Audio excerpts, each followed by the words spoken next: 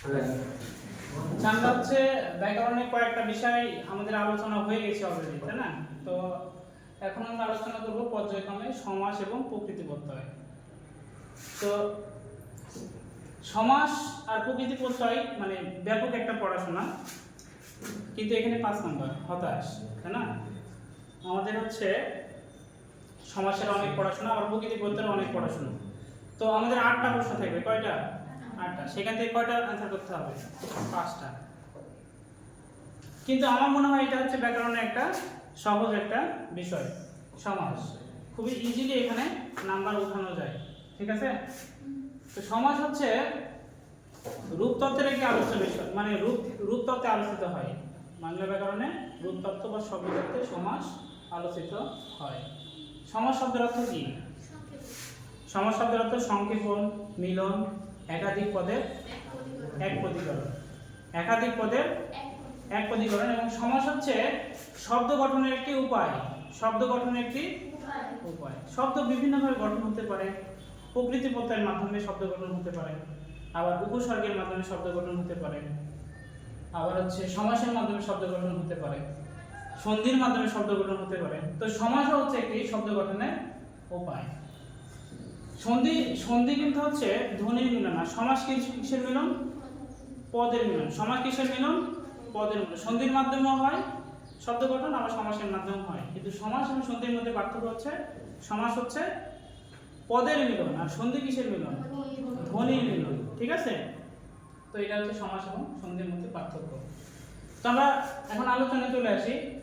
সমাসের মেইন বিষয় হচ্ছে, মানে প্রিলিমিনারি যেটা আলোচনা, সমাসের মেইন বিষয় হচ্ছে 5টি। কয়টি? 5টি। এই মেইন বিষয়গুলোকে পদ্ধতি বলা হয়। কি বলা হয়? সমাসের পদ্ধতি বলা হয়। তো কি কি 5টা বিষয়? একটা হচ্ছে পূর্বপদ, পরপদ, ব্যাসবাক্য, সমস্ত পদ, সমসমান পদ, ঠিক আছে? তো আমি এখানে একটা সমস্ত পদ লিখেছি এবং তার ব্যাসবাক্য, ওয়ালাইকুম আসসালাম, তার কি করেছি? ব্যাসবাক্য করেছি। আমাদের বইয়ে যেটা শেখানো হয় যে ব্যাসবাক্য থেকে সমস্ত পদ নির্ণয়, ব্যাসবাক্য থেকে। কিন্তু আমাদের পরীক্ষায় কি আসে? ব্যাসবাক্য সহ নিচের শব্দগুলো সমাস নির্ণয় করো। তার মানে কি আমাদের একটু উল্টা শেখানো হয়, তাই না? তো আমাদের পরীক্ষায় যেভাবে লাগবে আমরা সেভাবে শিখব। সমস্ত পদ থেকে ব্যাসবাক্য নির্ণয় করব, তারপরে কি করব? সমাস নির্ণয় করব, ঠিক আছে? তো এখানে দেখো একটা আমি সমস্ত পদ লিখেছি। এটা কি বলা হয়? সমস্ত পদ। সমস্ত পদের আর কি নাম হতে পারে? সমাসবদ্ধ পদ, সমাস নিষ্পন্ন পদ, ঠিক আছে? তো এটা ব্যাসবাক্য কি হবে? সিংহাসন, সিংহ চিহ্নিত আসন, সিংহ চিহ্নিত আসন। এটা কি পদ? সিংহ কি পদ? পূর্ব পদ। আসন কি পদ? পর পদ। তো এটা হচ্ছে পূর্ব পদ, এটা হচ্ছে পর পদ। আমাদের দুইটা মানে পদ্ধতি পেয়ে গেছি, তাই না? তো এই পুরোটাকে বলা হয় ব্যাসবাক্য। এই পুরোটা কি বলা হয়? ব্যাসবাক্য। এই যে এখানে আমি লিখে দিয়েছি, এই পুরোটাকে বলা হয় ব্যাসবাক্য। ব্যাসবাক্যের অপর নাম হচ্ছে বিগ্রহ বাক্য। তুমি বিগ্রহ বাক্য লিখতে পারবা, সমস্যা নেই, ঠিক আছে? আবার ব্যাসবাক্যের প্রত্যেকটি পদকে বলা হয় সমসমান পদ। কি বলা হয়? সমসমান পদ। এই যে সিংহ চিহ্নিত, এখানে একটা হবে, এটা একটা হচ্ছে সমসমান পদ, আসন একটা সমসমান পদ। বুঝতে পারছো? তাহলে এখানে এটা পূর্বপদ, এটা পরপদ, আর পুরোটাকে বলা হয় কি? ব্যাসবাক্য। পুরোটাই কি বলা হয়? অথবা বিগ্রহ বাক্য। আর ব্যাসবাক্যের প্রত্যেকটি পদকে কি বলা হয়? সমসমান পদ। কি বলা হয়? সমসমান পদ। আর এটাকে কি বলা হয়? সমস্ত পদ। এটাই কি বলা হয়? সমস্ত পদ, ঠিক আছে? আচ্ছা, তো আমরা মানে সবকিছু আইডেন্টিফাই করা শিখে এলাম। কোনটা হচ্ছে পূর্বপদ, কোনটা পরপদ, কোনটা হচ্ছে ব্যাসবাক্য বা বিগ্রহ বাক্য, আবার কোনটা সমস্ত পদ, আবার কোনটা সমসমান পদ। এগুলো আমরা মানে আইডেন্টিফাই করা শিখলাম, ঠিক আছে? তো আমরা এখন সমাসের প্রকারভেদে চলে আসি সরাসরি, ঠিক আছে? তো দেখো এখানে সমাস কত প্রকার? 6 প্রকার। কি কি সমাস? অবয়ভাব এবং বহুব্রীহি সমাস, তাই না? আমাদের যে নতুন ব্যাকরণ হয়েছে, এটা তো আগেকার ব্যাকরণ নেই। আমাদের যে নতুন ব্যাকরণ হয়েছে নবম দশমে, সেখানে কি করছে জানো? সেখানে হচ্ছে এই দ্বিগু সমাসকে করছে দ্বিগু কর্মধারায়, মানে কর্মধারার মধ্যে নিয়ে গেছে, ঠিক আছে। আর এই অব্যয়ীভাব সমাসকে বাদ দিয়েছে। কিন্তু টেনশনের কোনো কারণ নাই, ঠিক আছে। মানে যাই বাদ দিক আর যাই অ্যাড করুক না কেন, আমাদের মানে মানে ব্যাকরণ, মেইন ব্যাকরণ কিন্তু পরিবর্তন হয়নি। সুতরাং এগুলো আমাদের করতে হবে, অব্যয়ীভাব সমাসও করতে হবে, সবই করতে হবে, ঠিক আছে। তো দ্বন্দ্ব সমাস কি? দ্বন্দ্ব সমাসে দেখো উভয় পদ প্রধান থাকে। কি থাকে? উভয় পদ প্রধান থাকে। আচ্ছা, দ্বন্দ্ব সমাসে যে উভয় পদ প্রধান, এভাবে কিভাবে মনে রাখবা? একটু আগে তোমাদের আমি বললাম, মনে রাখার উপায় হচ্ছে দ্বন্দ্ব মানে কি? ঝগড়া, আবার মিলনও হতে পারে। বা দ্বন্দ্ব সমাস বিভিন্ন ভাবে হতে পারে, ঠিক আছে। ঝগড়া করতে কয়জন লাগে? দুইজন। তার মানে কি? উভয় পদ প্রধান থাকবে। দুইজনে বলবে আমি সঠিক, আরেকজনে বলবে আমি সঠিক, তার মানে কি? দুইজনে সমান অধিকার। হ্যাঁ, তো দুইজন অর্থ প্রাধান্য থাকবে। তো দ্বন্দ্ব সমাসে উভয় পদ প্রধান, ঠিক আছে। এটা মনে রাখার একটা উপায়। তারপর কি? কর্মধারয় সমাস। তারপর কি সমাস? কর্মধারয় সমাস। কর্মধারয় সমাসে কোন পদ প্রধান? পরপদ প্রধান। পরপদ কিভাবে প্রধান হবে? এখানে দেখো, কর্ম করা, পরের কর্ম, পরের কর্ম করা, তাহলে কর্মধারয় সমাসে পরপদ প্রধান, তাই না? পরে যদি তুমি চাকরি করো তাহলে পরের অধীন না, তার মানে কি? পরে সেখানে প্রধান না, তুমি হচ্ছে থার্ড পারসন সেখানে। তো কর্মধারয় সমাসে কি হবে? পরপদ প্রধান। তারপর কি? তৎপুরুষ সমাস। তৎপুরুষ সমাসে কোন পদ প্রধান? পরপদ প্রধান। কিভাবে মনে রাখবা? তৎ হচ্ছে তার, তৎ মানে কি? তার, তার পুরুষ, তার পুরুষ, তাই না? আমার পুরুষ না তো, তার পুরুষ, তার মানে কি? সে কি? Second person. তাহলে কি হবে? এটাও পরপদ প্রধান। আমি জাস্ট এটা কি বলছি, মনে রাখার উপায় যে কোন সমাসে কোন পদ প্রধান, ঠিক আছে। তারপর কি? দ্বিগু সমাস। দ্বি মানে দ্বিতীয়, দ্বি মানে দ্বিতীয়, তাহলে দ্বিগু সমাসে কোন পদ প্রধান হবে? পরপদ প্রধান। তারপর কি? অব্যয়ীভাব সমাস। কি সমাস? অব্যয়ীভাব সমাসে দেখো এই পূর্বপদ প্রধান, এটা কেমনে মনে রাখবা? কিভাবে মনে রাখবে? এই যে ও আছে না, আচ্ছা 50টার মধ্যে শুরুতে কোনটা? ও, তার মানে কি? সবার আগে আছে পূর্বপদ প্রধান, সবার আগে আছে পূর্বপদ প্রধান, ঠিক আছে। তারপর কি? বহুব্রীহি। বহু মানে কি? অনেক। তার মানে কি? যেখানে অনেক আছে সেখানে কেউ প্রধান না, যেখানে অনেক আছে সেখানে কেউ প্রধান না। সুতরাং এইটা হচ্ছে সমাসের প্রকার। দ্বন্দ্ব সমাস, কর্মধারয় সমাস, তৎপুরুষ, দ্বিগু, অব্যয়ীভাব এবং বহুব্রীহি সমাস। বুঝা গেছে? এটা হচ্ছে সমাসের প্রিলিমিনারি আলোচনা। এটা কি আলোচনা? প্রিলিমিনারি আলোচনা, প্রাথমিক আলোচনা। আমরা এখন মানে ডিপ আলোচনায় যাব, ঠিক আছে। আজকে আমরা আলোচনা করব দ্বন্দ্ব সমাস এবং কর্মধারয় সমাস। বুঝতে পারছো?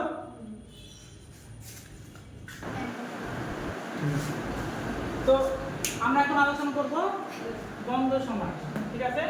দ্বন্দ্ব বানানটা দেখো, দ্বন্দ্ব বানানটা খুবই গুরুত্বপূর্ণ। আমরা যখন মানে বানানের চ্যাপ্টারটা করেছিলাম, বানান যখন করেছিলাম তখন কিন্তু মানে দুইটা বানান করেছিলাম। একটা হচ্ছে প্রতিদ্বন্দ্বী, আর একটা কি?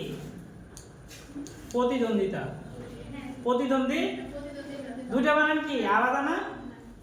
কোনটাতে কি আছে? প্রতিদ্বন্দ্বিতে দীর্ঘইকার আছে, কিন্তু মনে আছে? আর প্রতিদ্বন্দ্বিতাতে কি আছে? এত তাড়াতাড়ি ভুলে গেলে হবে না। হ্যাঁ, রস্বইকার দেওয়া আছে, তাই না?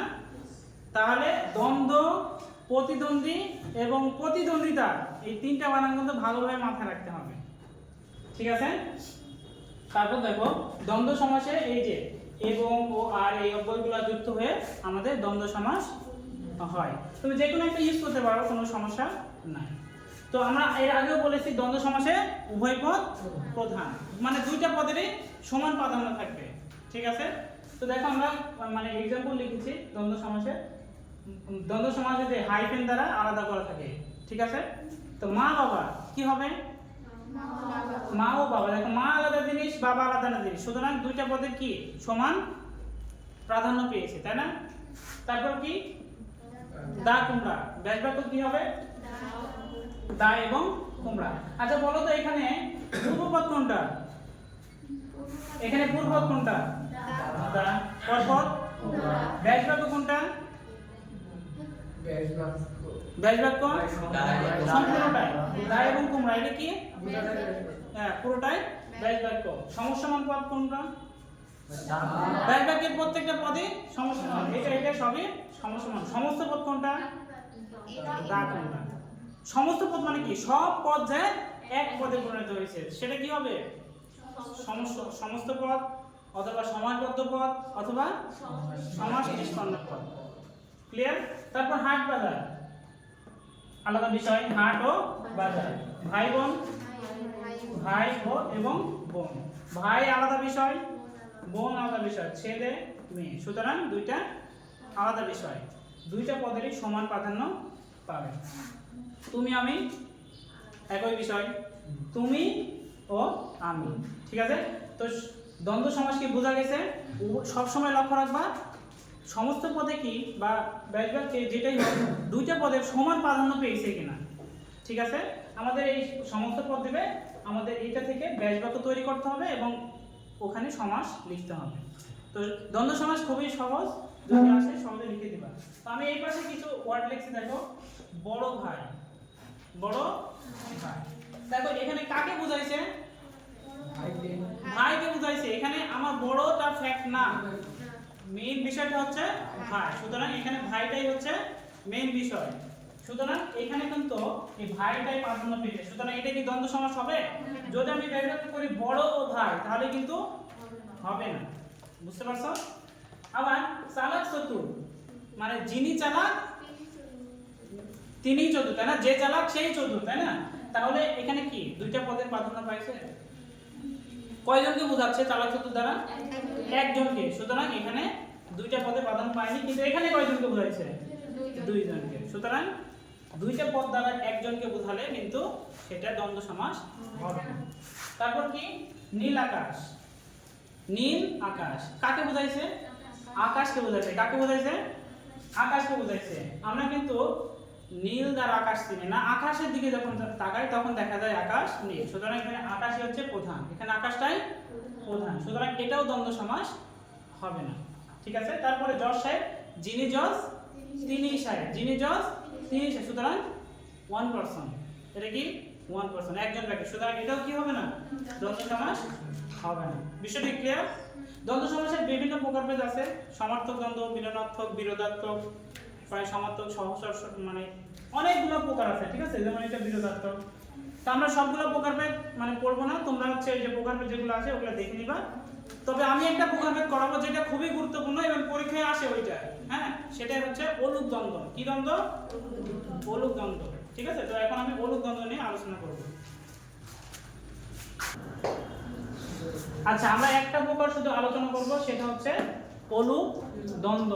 অলুক দ্বন্দ্ব, অ মানে না আর লুক মানে হচ্ছে লুক মানে অলুপ্ত আর কি, যা লুপ্ত হয় না। লুপ্ত, লুক মানে হচ্ছে লুপ্ত, অ মানে না, মানে যেটা লুপ্ত হয় না, মানে কি যেটা উঠে যায় না আর কি। লুপ্ত বুঝো না? মানে যেটা উঠে যাবে না আর কি, থেকেই যাবে। ঠিক আছে? তো অলুক মানে হচ্ছে অলুপ্ত। কি অলুপ্ত? বিভক্তি। দ্বন্দ্ব সমাসের পূর্বপদ এবং পরপদে, দ্বন্দ্ব সমাসের পূর্ব পরপদে যে বিভক্তি থাকবে সেটা উঠে যাবে না, সেটা উঠে যাবে না। আমরা কি জানি বিভক্তি কত প্রকার? 7 প্রকার। বিভক্তি কত প্রকার? 7 প্রকার। প্রথমা বা শূন্য, অ। দ্বিতীয় বিভক্তি কি কি? কে রে। তৃতীয় বিভক্তি দ্বারা দিয়া কর্তৃক। আর চতুর্থী কে রে জন্য নিমিত্ত। আর পঞ্চমী কি? বোধে থেকে চে। ষষ্ঠী রয়ের। আর সপ্তমী এ অর্থে এতে। তো এইখানে দেখো মায়ে, এখানে কি? জিএ, এ বিভক্তি আছে না? এইখানে দেখো এ বিভক্তি, এখানেও এ বিভক্তি। তার মানে কি? এখানে এ, এখানে এ, এই জায়গায় লোপ পাইনি, এখানকার এ, এখানকার এই জায়গায়ও লোপ পাইনি। সুতরাং পূর্বপদের বিভক্তি, পরপদের বিভক্তি কোনোটাই লোপ পাইনি। পেয়েছে? এই জন্য যেহেতু বিভক্তি লোপ পায়নি, সেই কারণে এটাকে বলা হয় অলুক দ্বন্দ্ব বা অলুপ্ত দ্বন্দ্ব। ঠিক আছে? মানে অলুক মানে কি? অলুপ্ত। অলুক মানে কি? অলুপ্ত। অলুক মানে কি? লুপ্ত, যেটা লোপ পায় না, যেটা কি হয় না, লোপ পায় না। দেখো হাতে পায়ে, এখানে দেখো হাতে পায়ে কোনো পরিবর্তন নাই, ঠিক আছে, হাতে পায়ে। তারপর কি দুধে হাতে, দুধে ভাতে, দুধে দুধে ও ভাতে, এখানে কোনো পরিবর্তন নাই।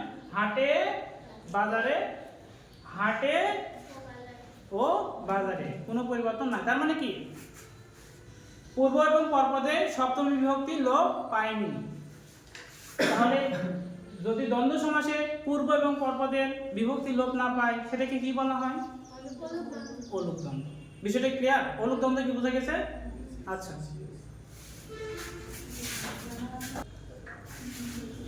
কর্মধারয় সমাস, কর্মধারয় সমাসে কোন পদ প্রধান, পরপদ প্রধান। আচ্ছা, তো কর্মধারয় সমাস কাকে বলে?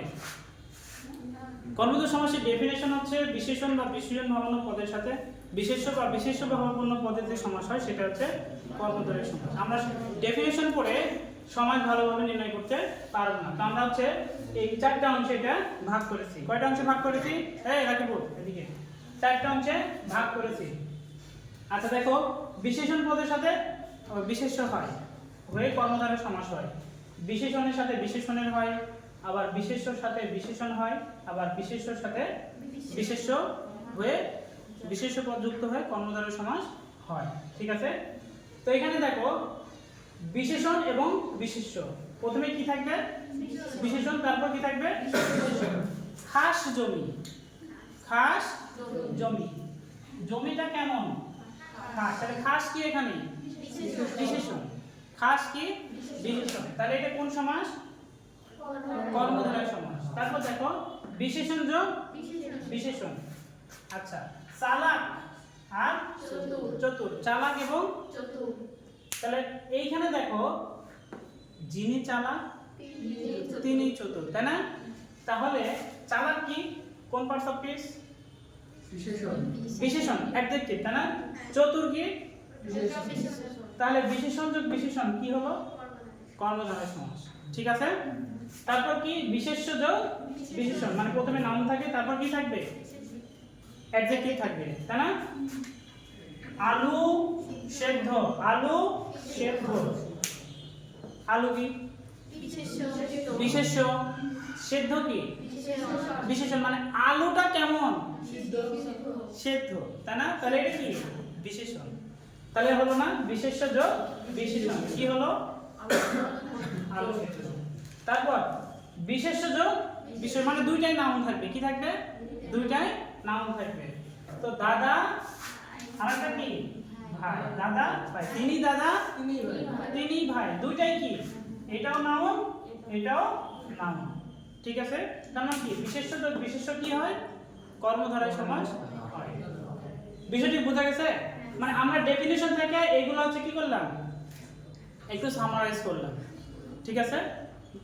তাহলে বিশেষ্য কর্মধারয় সমাস এগুলো যোগে মানে হতে পারে, ঠিক আছে। আচ্ছা, কর্মধারয় সমাসে আমরা হচ্ছে প্রকারভেদ দেখেছি, কি লিখেছি প্রকারভেদ দেখেছি। কর্মধারয় সমাস কত প্রকার হতে পারে, কয় প্রকার দিয়েছি, 5 প্রকার। সাধারণ কর্মধারয়, মধ্যপদলোপী কর্মধারয়, উপমান কর্মধারয়, উপমেয় কর্মধারয় এবং রূপক কর্মধারয়, ঠিক আছে।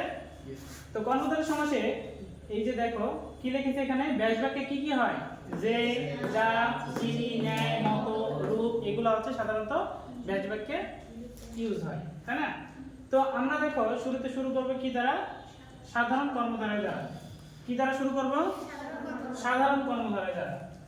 তো এই পাশে আমি লিখেছি সাধারণ কর্মধারয়, যে যোজক যুক্ত হয়ে সাধারণ কর্মধারয় সমাস হয়, কি থাকবে, কি যুক্ত হয়ে হবে, যে। এখানে আমি যে লিখিনি, এই যে সাধারণত সাধারণ কর্মধারয় সমাসে যুক্ত হয়, ঠিক আছে। তো আমি এখানে एग्जांपल দিয়েছি কয়টা, 5টা, তাই না? দেখো খাস জমি, এটা ব্যাস বাক্য করলে কি হবে, খাস যে জমি, এখানে কি যুক্ত হয়েছে, যে। এটা কোন কর্মধারয়, তাহলে সাধারণ কর্মধারয়। মহানবী, এটা ব্যাস বাক্য কি হবে, মহানবী, কি যোজক যুক্ত হয়েছে এখানে, যে। তাহলে এটা কোন কর্মধারয়, সাধারণ। ঠিক এরকম ভাবে দেখো নীল আকাশ, নীল যে আকাশ, তাহলে এখানে কি যুক্ত হয়েছে, যে। সুতরাং এটা সাধারণ কর্মধারয়। চালাক চতুর যে চালাক সে চতুর, ঠিক আছে? এটাও সাধারণ কর্মধারয়। আলু সিদ্ধ, সিদ্ধ যে আলু। দেখো মাঝে মাঝে এই যে অর্থটা মানে ঠিক করার জন্য, ভালো রাখার জন্য এই যে সিদ্ধটা এই আগে চলে আসে, ঠিক আছে? তো কিছু কিছু মানে সমস্যা এরকম দেখবা, মানে ওটা আগে চলে আসবে। তো এখানে কি যুক্ত হয়েছে? যে যুক্ত হয়েছে, ঠিক আছে? তো এটা তাহলে কোন কর্মধারয়? সাধারণ কর্মধারয়। নিশ্চয়ই ক্লিয়ার?